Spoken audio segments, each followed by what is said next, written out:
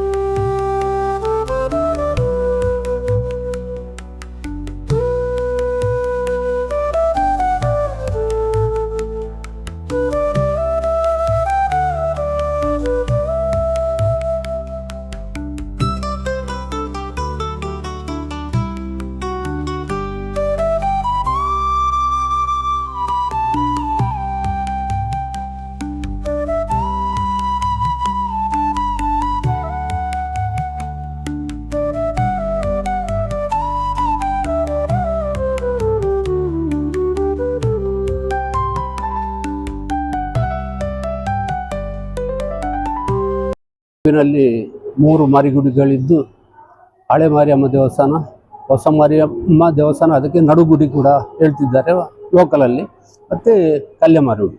ಈ 3 ಮಾರಿಗುಡಿಗಳಲ್ಲಿ ವರ್ಷಂಪ್ರತಿ 3 ಕಾಲಾವಧಿ ಮಾರಿಪೂಜೆ ನಡೀತದೆ. ಸುಗ್ಗಿ ಮಾರಿಪೂಜೆ ಮಾರ್ಚ್ ತಿಂಗಳ ಅಖೇರಿ ದಿನಗಳಲ್ಲಿ ಬರ್ತದೆ. ಮತ್ತು ಆಟಿ ಮಾರಿಪೂಜೆ ಅದು ಕೂಡ ಸ್ವಲ್ಪ ದೊಡ್ಡದೇ. ಆಮೇಲೆ ಜಾರ್ಜೆ ಮಾರಿಪೂಜೆ ಅಂತ. ಸುಗ್ಗಿ ಮಾರಿಪೂಜೆ ಅಂದರೆ ಹೆಚ್ಚಿನ ತುಳು ಜನರು ನಮ್ಮ ದಕ್ಷಿಣ ಕನ್ನಡ, ಉಡುಪಿ ಜಿಲ್ಲೆ ಆ ಸೈಡ್ಗೆ ಘಟ್ಟದ ಮೇಲಿಂದ, ಕಾಸರಗೋಡಿಂದ ತುಂಬ ಜನ ಬಂದು ಇಲ್ಲಿ ದೇವಿಯ ದರ್ಶನ ಮಾಡ್ತಾರೆ.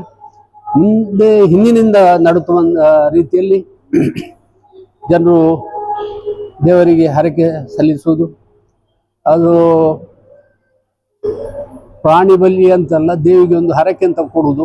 ಅದು ಮುಂಚಿನಿಂದ ನಡೆದು ಬಂದಿದೆ. 2-3 ಸಲ ಅದು ನಿಂತಿದ್ದು ಪುನಃ ಅದನ್ನು ದೇವಿಯ ಒಂದು ಆಶಯದಂತೆ, ಜನರ ಒಂದು ಇಚ್ಛೆಯಂತೆ ಅದು ನಡೆದು ಬಂದಿದೆ.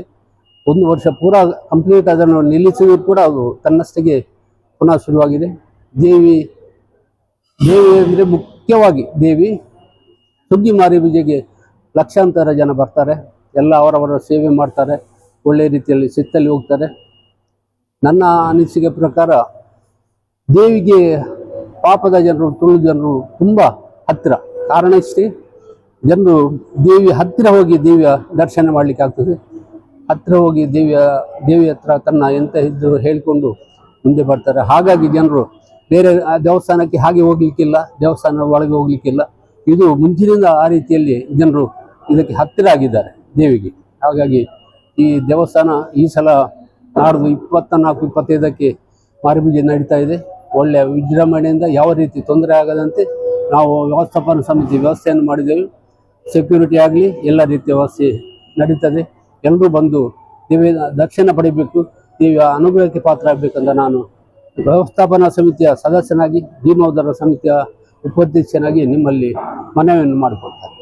ಇತಿಹಾಸ ಪ್ರಸಿದ್ಧವಾದಂಥ ಕಾಪೋಸಿ ಹೊಸಮಾರಿಗುಡಿ ದೇವಸ್ಥಾನ ಇತ್ತೀಚೆಗಷ್ಟೇ ಪ್ರತಿಷ್ಠಾದಿ ಬ್ರಹ್ಮಕಲಶ ಮುಗಿಸಿ 1 ವರ್ಷದ ಮಾತೃವೈಭವ ಉತ್ಸವವನ್ನು ನೆರವೇರಿಸಿದ್ದಾಯಿತು.